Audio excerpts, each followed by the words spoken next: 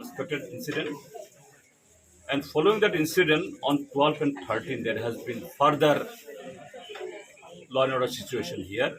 And on that situation, more than 150 families, their everything has been gutted, looted, totally destroyed.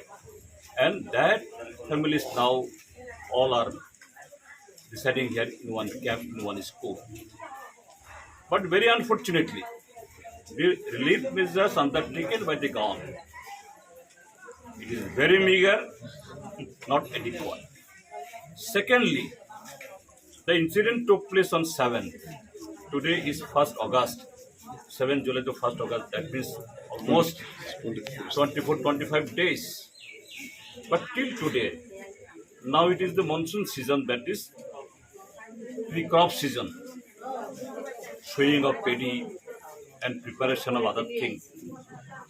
And these more than 150 families, most of them are all farmers, or their livelihood is based on that. But how further they will resume their farming, how they will economic generation will done. This government has nothing. They have no plan.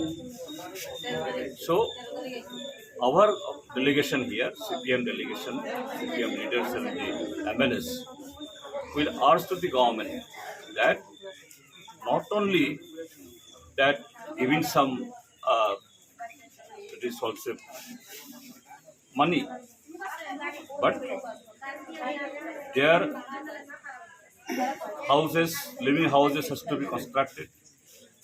Then how they can better resume their livelihood? For that, everything has to be done by the government. And which is very much essential, that to maintain the peace and tranquility, this is very much essential. That has to be initiated by the administration.